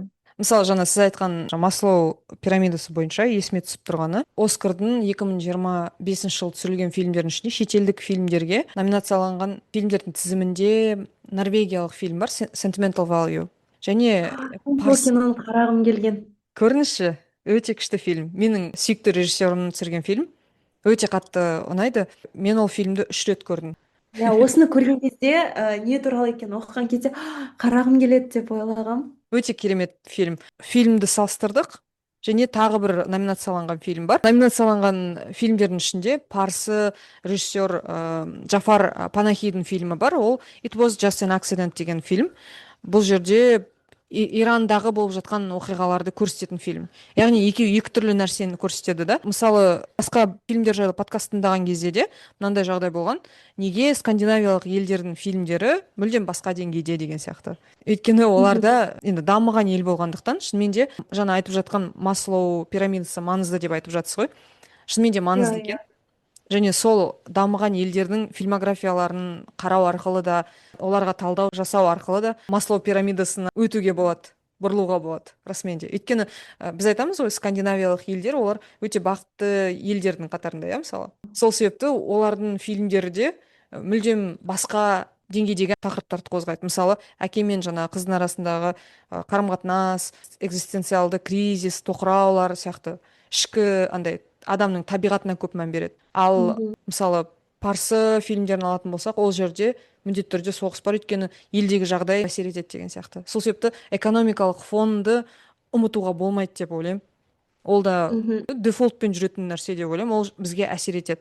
Біз оны тіпті байқамасақ та бәрібір бізге әсерін тигізеді екен. Соны түсіндім осы уақытқа келіп. Мен мектепте оқып жүрген кезінде развод Надира и Семин, сосын Капернаум деген киноларды қарағам бірінші Мгм. рет. Сол кезде жалпы осы таяу шығыс кинематографиясымен танысқан Мгм. алғашқы киноларым осы болды да. Сол кезде отырып көргенде негізі ол жақта көбінесе осы отбасылық жағдай деген нәрселерді көп қозғайды ғой. Сол кезде ойлайтын едім, әсіресе Капернаумды қарағаннан кейін, мәссаған, мен отбасыма шүкіршілік етемін, осындай бейбіт елде өмір сүріп жатқаныма шүкіршілік етемін деп сөйтіп ойлайсың да. Ал содан кейін осы скандинавиялық киноларды қараған кезде, мәссаған, адамдардың өмірі осындай болады екен, негізі адамдардың құндылықтары осындай болады екен деген бір андай контраст қатты болып кетті бар ғой мен сол кезде. Алдында бір «Вторая жизнь Уве» көрдіңіз бе? Жоқ, көрмедім. «Вторая жизнь Уве» деген кино бар. Әйелі қайтыс болғаннан кейін ата, жалпы Уве деген, қайтадан өмір сүріп үйреніп бастайды. Ал ол өзі андай порядок деген нәрсені қатты жақсы көреді, өзінің көршілеріне қалай өмір сүру керек бәрін айтады. Бір сондай бір ата да, Мгм. қызық ата. Сол өмірді кішкене былай жіберу керектігін үйреніп жатқан, сол туралы айтады да. Мен сол екі контрастты қараймын да, жалпы диссонанс болады. Не дұрыс нәрсе, қандай нәрсеге ұмтылу керек, қандай нәрсені үйренуіміз қажет, сол туралы кішкене көп ойланып кеттім соңғы кездері. Иә, рас айтасыз. Сол үшін де мен ойлаймын, біз үйреніп кеткенбіз ғой, тек қана батыс фильмдерін көріп, бізге не жасау керек, түрлендіру керек деп ойлаймын. Өйткені диссонанс болды деп айттыңыз ғой, екеуі де маңызды деп ойлаймын. Мгм. Бірақ ары қарай сіз екеуінің өзіңіз ары қарай салмағын өлшеп, өзіңіз шешім қабылдайсыз ғой, қай бағытқа барғыңыз келетінін. Сізде әйтеуір таңдау бар ғой. Таңдау болғандықтан ол таңдау болу үшін сізде жаңағыдай түрлі жаңа фильмдерді көріп, соның құндылықтар жайлы ойлануымыз керек деп ойлаймын. Тек қана бір бағыттағы индустриядағы фильмдерді көре берген дұрыс емес деп ойлаймын. Сол себепті түрлендіру керек. Сол арқылы біз салыстыра аламыз, контрастты көреміз. Сосын ары қарай көрермен өзі шешеді, қай бағытқа, қай құндылықты алуға Да. барады. Иә, солай деп ойлаймын. Туынды болса қарайтын біз де бармыз. Сіз соңғы көрген фильміңіз қандай? Менің соңғы көрген документалды сериал санала ма екен? саналады, фильм ғой. иә, мен Netflixтің шығарған хирург туралы көрдіңіз ба? Мен сол туралы Инстаграмға қараңыздаршы деп жазғам. Бұл хирург генеративті түрде Мгм. адамдар мысалға өкпесі ауыратын болса, трахея сияқты Мгм. андай бұзық болса, сол нәрселерді не артифишал түрде жөндейді де, мысалы Мгм. пластмастан неден жасаған болып, Мгм. соны ағзасына салады. Осы арқылы ол енді қайттан өмір сүре алады, қайттан дем ала Мгм. алады деген сияқты. Сондай нәрсемен айналысатын хирург. Ол негізі өзінің кезінде ең танымал болған осындай нәрсені мен Мгм. жасай аламын деген сияқты медицина саласындағы бір открытие жасаған адам болып саналған. Бірақ та оның қалай таза жұмыс істеп жатыр ма, ол бірінші адамға дейін жануарлардың арасында ол эксперименті сәтті өтті ме, ол эксперимент жалпы жасады ма деген сияқты ешқандай тексеріс болмаған. Себебі ол ең мықты деген ауруханаларда жұмыс жасаған, лекциялар жүргізген, жалпы репутациясы таза адам болған ғой. Бірақ содан кейін қарағанда уже операциялар жасаған адамдары 2 жұмада өмір сүре алмай қаза тауып жатқан. Сол кезде адамдар пайда болады ғой, бастарында неге олай болып жатыр деген сияқты. Соны қарастырып уже бастаған кезде ол кісі бізде ондай нәрсемен жалпы айналысуды білмейді екен, ол ондай эксперименттер жасамаған екен, жалпы бір энтузиазм болған, мен осыны жасай аламын деген. Соны қуалап кішкене салғырт қараған адамдардың өміріне. Сол туралы 3 сериядан тұратын кино екен, документалды түрде жасалған. Бірақ та анан қараған кезде шын бір сериал қарап отырған сияқты боласың. Мен қатты, қалай айтады, шокта болдым. Жалпы Гиппократ сертін бересің ғой, соны бересің, мен адамдардың өміріне тек көмектескім келеді деген нәрсені айтасың, бірақ та сенің қолыңнан адамдар өліп кетіп жатыр. Ең қорқыныштысы, бұл кісі менің баламды емдей алады деген үмітпен қараған қаншама отбасы бар. Сенің ол отбасының үмітіне түкіргенің бар, ешқандай жауапкершілік сен ол үшін алып жатқан жоқсың. Жалпы сондай бір қорқынышты сериал қарадым десем де болады. Деректі фильмдерді көру арқылы дәрігерлерге деген сенімі азаятын сияқты адамдардың. Бірақ ондай сериалдар болу керек деп ойлаймын, бір жағынан. Мгм. Мхм. Love Under the Knife дейді, иә. Иә, иә, иә, сол. Жағасындағы махаббат дейсің. Қарай алатын болсаңыз көруге кеңес беремін. Иә, мен жақында Пит деген сериалды көрдім. 2 Пит? сезоннан тұратын. Пит, The Pit деп аталады. Питтсбург қаласында, Питтсбург травма орталығындағы дәрігерлердің күнделікті өмірі жайлы сериал. Өте танымал Ол қазір. әрбір сериясы ауруханадағы 24 сағат туралы айтады. Иә, 15 сағаттық шифт, бір Ой, иә, маусым иә, иә. 15 сағаттық шифтті көрсетеді. Иә.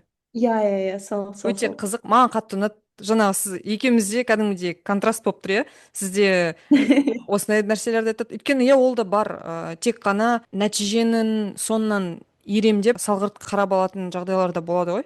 Ал мына жерде кәдімгідей жедел жәрдем бөлімшесінің дәрігерлерінің өмірін көрсетеді. Әсіресе қазіргі таңда біз дәрігерлердің санының күрт азайып жатқанын біз түсіне бермейміз деп ойлаймын. Қазақстанның Мгм. өзінде мысалы бір соңғы осы бір жаңалықты оқыған кезде 10 мың бізге дәрігерлер жетіспейді екен. 10 мыңнан аса. Мысалы, соңғы мынандай жаңалықтар болып тұр. Фельдшерлар мысалы үйге келсе, оған бір зорлық зомбылық көрсететін жағдайлар болған екен. Сондай ситуациялар да бар. Яғни Қазақстанда кішкене сол түсінікті кішкене өзгерту керек деп ойлаймын дәрігерлерге қатысты. Өйткені мына сериалды көру арқылы оларға деген құрметім одан сайын артты. Оларға жаман Мгм. қараған емеспін, бірақ одан сайын артты. Өйткені біз олардың менталды денсаулығы туралы ойланбаймыз. Мысалы, біз бәріміз ковидтан кейін, менің ойымша, посттравмалық синдроммен өмір сүріп жатқан сияқтымыз. О, иә. Ал дәрігерлерде ол менің ойымша 200 есеге дейін болды. Өйткені дәрігерлер сол ошақта жүрді ғой, кәдімгідей аурудың қасында. Сол ковидтан кейінгі кезді сипаттайды. Сол ковидта болған оқиғаны есіне түсіреді басты кейіпкер. Өте қызық сериал, міндетті түрде көру керек деп ойлаймын. Адамдардың дәрігерлері, иә, қарым қатынасы өзгеру керек деп ойлаймын. Сол жақсы көмектеседі сол сериал. Мен алғашқы 3 сериясын шатаспасам қараған болатынмын. Мхм. Бірақ мен өзім андай, қалай айтады, қан не деген Иә. нәрселерді көрсем біртүрлі боламын, бар ғой. Питта негізі барлығын шынайы көрсетеді ғой. Мен тіпті кәдімгідей ананың Мгм. баланы дүниеге әкеліп жатқанын көрдім. Шынайы кәдімгідей қалай болып Ү. жатқанын. Мә, мен ана жерде Бұрын ютубта соны іздеп қарайтын едім, қалай бала туылған деп. адамдар күтпейтін бір процедураларды көрсетеді ғой. Енді медицина енді рас Мгм. ғой, сондай нәрсе ғой шынымен де. Біз үйреніп қалғанбыз ғой ондай нәрсеге көрсетпейді басқа сериалдарда. Бірақ осы сериал барлығын шынайы көрсетті, сол қатты ұнады. сондықтан М. пит сериалын көруге кеңес беремін. Әрине сіз сезімтал болмасаңыз, сезімтал болсаңыз қарамағаныңыз дұрыс. Өйткені ана жерде жай ғана бір нәрсе кесу емес, кәдімгідей нәрселер бар. Зорлық зомбылық көп көрсетеді ғой, жаңа медбикелерге болсын, фельдшерларға болсын бізде Қазақстанда. Сол нәрсені жақсы айтады. Сосын тіпті мына нәрсе қатты ұнады маған. Мысалы Қазақстанда сексуалды зорлық болса, жәбірленушіден ДНК бәрін тексеру үшін суретке түсіреді денесін, соның бәрін жасаған кезде, экспертиза жасаған кезде моргке барып жасайды екен Қазақстанда. Ал ана сериалды көрген кезде медбикелер сол процедураны жасауға арнайы дайындықтан өтетін, арнайы оқытатынын көрсетті. Сосын кәдімгідей жәбірленушімен қалай сөйлесу керек екенін де көрсетті. Сол жері маған қатты ұнады. Сондай нәрселердің барлығын көрсетіп тұр. Ол басқа адамдарға әсерін тигізуге болады деп ойлаймын, әсіресе медицинада жүрген. Біздің елге де Иә. бір көмегін тигізсе екен деген ойда боламын. Маған қызығы енді бізде медицинада оқып жатқан немесе осы медицинада жүрген адамдар осы сериалды көрді ме екен, және олар бұл туралы не ойлайды, сол қызық болып жүр қазір. Подкаст тыңдаған адамдар Инстаграмға жазып сізді белгілеп кетсе. Иә, қызық болатын еді шынымен де. Мен киноға қатысты бір жақсы көріп тыңдайтын подкаст бар. Happy, Sad, Confused деген.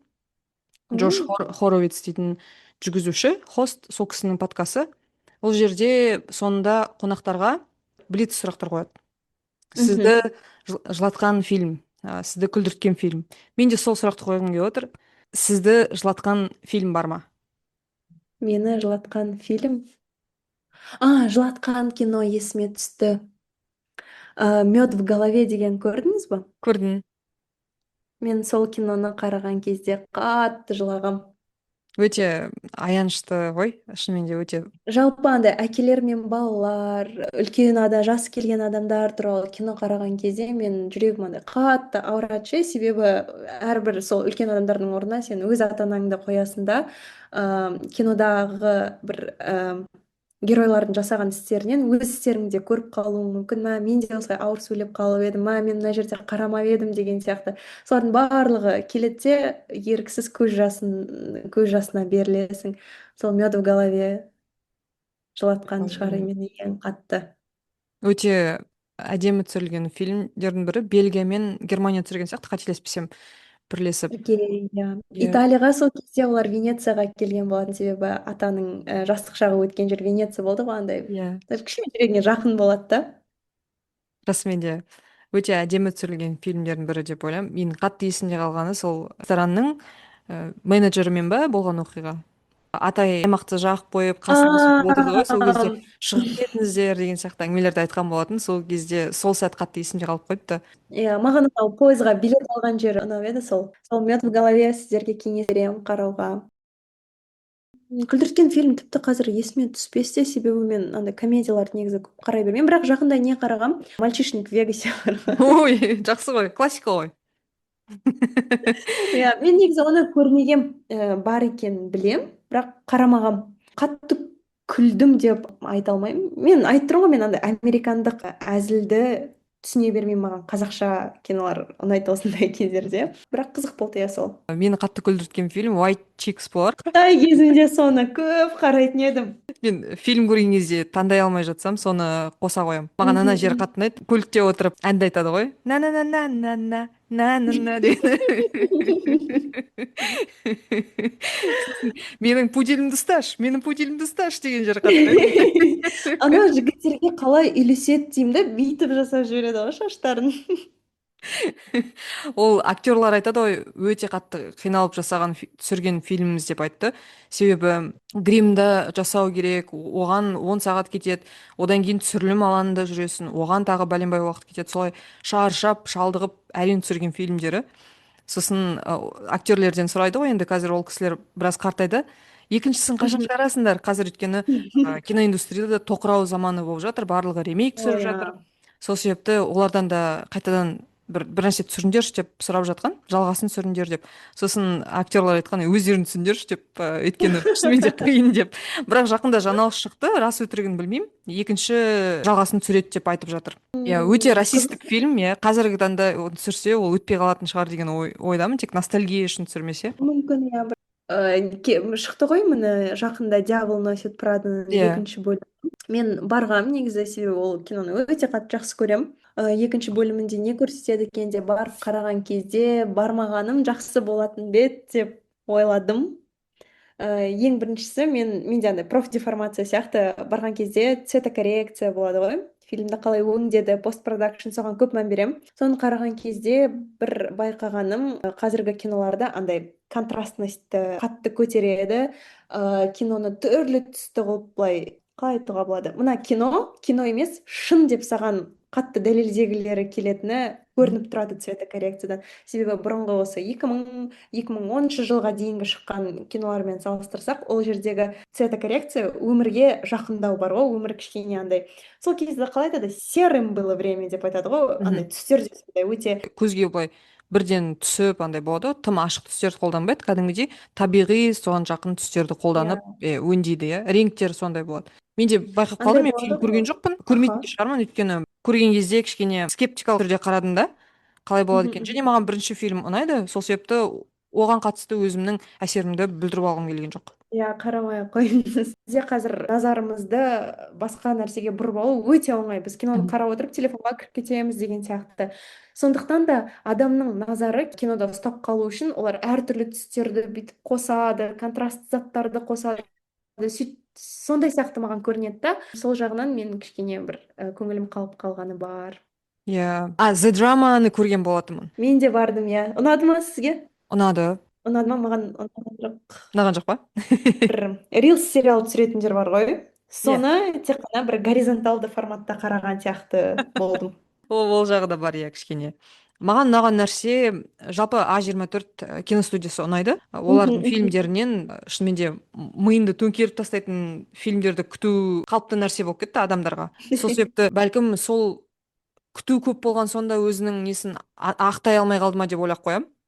Бірақ Оның маркетингі жақсы болды, иә? иә, Бүткіл жерде көрдім. маркетинг жақсы болды. Маркетинг жағынан олар өте жақсы істейді. Бірақ controversial нәрсені айтамын сізге, сіз ол фильмді одан сайын ұнатпай қалуыңыз мүмкін. Давайте. Режиссердің атын білмеймін. Өзі 27 жасында, ол 17 жастағы мектеп оқушысымен кездескен екен, қызбен. Және сол себепті оны қазір канцелдеп жатыр. Бірақ ол өзі негізі канцелденетін адам екенін біле тұра, сондай controversial cancel culture туралы фильм түсірген өте қызық болды сол жағы. Және осы жағдайды оқығаннан кейін менде оның басқа бір фильмі бар. I'm so sick of myself деген бір фильм бар. Таныс фильм. Постерда қыз арбада отырады, басында бинт бар. Өзіне қайта-қайта пластикалық өзгерістер жасай беретін кейіпкер түсінуім бойынша. Мен көрмедім ол фильмді. Соны көрем деп жүргенде, соның режиссері осы кісі екен. Енді көре алмайтын сияқтымын. Сіз андайға қалай қарайсыз? Болады ғой, міне артист болады. Артисттің персоналити өмірі бар, және де артистік өмірі бар. Сіз соны бір-бірінен ажыратып қарайсыз ба, әлде ол сізге бір тұлға ретінде көрінеді ме? Бір тұлға ретінде көрінеді, мен ажырата алмаймын. Мәселен, мен Вуди Аллен туралы естіген шығарсыз, иә? Естідім. Сол әңгімені естігеннен кейін Вуди Аллен түсірген фильмдерді көре алмаймын. Қарағым да келмейді. Сол себепті Қарамайсыз да? қарамаймын. Бір рет жаңағы Тимоти Шаламе, Темірлан Шалымбетовпен Селена Гомес түскен бір фильм бар. Нью-Йорктағы жаңбырлы Нью-Йорк туралы бір фильм бар. Өте әдемі түсірілген. Соны Вуди Аллен түсірген. Сөзсіз оның талантына сөз жоқ. Өте шебер режиссерлердің бірі. Мен сол фильм көрген шығармын. Сосын Midnight in Paris деген фильм бар, ол да көрдім. Бірақ басқа фильмдерін көре алмаймын. Ана фильмдерді қайталап көрмеймін. Мен просто ол сұрақта кішкене андай екі түрлі ойдамын әлі, бір осылай ойлаймын деген ойға әлі келген жоқпын. Иә. Сөз бостандығы, сөз құқығы деген нәрсені алып тастаған сияқты. Мынандай айтуға болмайды. Ақтар, қаралар, күлгіндер, көктер барлығын құрметтеу керек. Мынау туралы былай айтуға болмайды, мынаның тарихы мынандай деген сияқты адамдар өте көп талап қойып жатырған сияқты. Иә, ол да бар, иә. Өте сезімтал тақырыптар көбейіп кетті, содан кейін ол тақырыптарды сөйлей алмайсың. Және өте андай сүзгіден өткізіп сөйлейсің. Иә, ол да сөз бостандығына кері әсерін тигізетін сияқты. Бірақ бір жағынан осы нәрсенің болуы да біраз нәрселерді өзгертуге қоғамда кішкене бір төңкеріс тудырған нәрсе деп ойлаймын негізі. Иә, жақсы жаман нәрселері бар. өте. Бізде андай не өткенбіз, competition law деген сабақ болған. Мгм. Сол жерде біз social responsibility деген терминді өттік. Бұл яғни үлкен мысалға доминантты компания өзінің доминантты екенін априори біледі, иә, және де оған кейбір ережелерді қатаңырақ қолдану керек, себебі оның іс-әрекеттерінен айтқан ережелерінен мысалға басқа компаниялар соған қарай тізіле бастайды, иә, оның да қоғамға деген үлкен әсері болады, компетишнға әсері болады, сондықтан доминантты компанияның өзінің social responsibility болады. Және сол нәрсені осылай өмірге де қолдансақ, мысалға блогер болсын, әртіс болсын, кинодағы адам болсын, жалпы олардың айтқан нәрсесі, өмір сүріп жатқан жолы, көретін нәрсесі, жалпы оған қатысты заттардың барлығына ол social responsibility мен қарау керек деген ойдамын, себебі сен уже сені қарайтын аудиторияң болғандықтан, сен бұл менің ойым, мен осылай ойлаймын, мен осылай айтамын, оған менің құқығым бар деп сен ойлай алмайсың, себебі сенің айтқаныңа құлақ түретін, құлақ салатын адамдар бар, сен олардың өміріне әсер етесің. Сол себептен де бір жағынан кішкене сөз бостандығынан айыру керек те шығар деп ойлаймын. Иә, ол да бар. Әлеуметтік жауапкершілік Мгм. болу керек деп ойлаймын, және ол жауапкершілікті адамдар түсіну керек. Меніңше подкастты аяқтай беруге болатын сияқты. Бүгін біраз тақырыптарға сөйлестік, уақытыңызды бөліп, осылай біздің подкастқа қатысуға келісіміңізді бергеніңізге көп-көп рахмет айтқым келеді. Сізге де талқы ұнады деп ойлаймын, себебі маған бұл талқы өте қатты ұнады. Көсіліп сөйлеп, шынымен де подкаст есебінде болды. Күшті сізбен бір талқы өтті. Сол үшін көп-көп рахмет айтқым келеді. Бастамаларыңызға, дипломдық жұмысыңызға барлығына сәттілік тілеймін. Блогыңыз дами берсін, өсе берсін. Және осы подкасттан кейін біздің тыңдармандар да сізбен жақын осылай етене танысып, сіздің блогыңызды көріп, оқып, олар да өте жақсы әсер алады деп ойлаймын, оған сенемін. Иә, көп-көп рахмет сізге тағы да. Сізге өте алғысым шексіз, себебі осындай өз ойымды білдіруге алаң ұсындыңыз, керемет тақырыптарды көтердіңіз. Мен сіздің сөз саптауыңызға таң қалдым, ой өрісіңізге таң қалдым, өзіме алған түйген ойларым көп болды. Сізге көп-көп рахмет. Подкастымыз алға қарай жүре берсін, баса берсін. Өте күшті идея деп ойлаймын, тек алға. Рахмет, көп-көп рахмет. Сонымен, достар, біздің кезекті эпизодымыз өзінің аяғына жетті. Бүгін біздің эпизодымызға қонаққа Гүлнұр келді. Көп-көп рахмет айтамын тағы да. Гүлнұр ханымның қазір біздер сипаттама бөліміне міндетті түрде инстаграмын бөлісіп кетеміз, жазып кетеміз. Міндетті түрде жазылыңыздар. Сіздерге Гүлнұрдың блогы қатты ұнайды деп толық сенемін. Сол себепті ол блогтан өте көп пайдалы нәрселер аласыздар. Иә, өмір көресіздер. Өмір. Мен өз оқырмандарыма сіздің подкастыңызбен таныстыратын боламын. Рахмет көп. Бүгін мен айттым ғой, Ля Дольче Вита деген киноны көрдім деп. Міне, Ля Дольче Витаны көресіздер. Бірақ қазақ қыздың призмасымен. Көп рахмет. Иә, солай. Рахмет көп.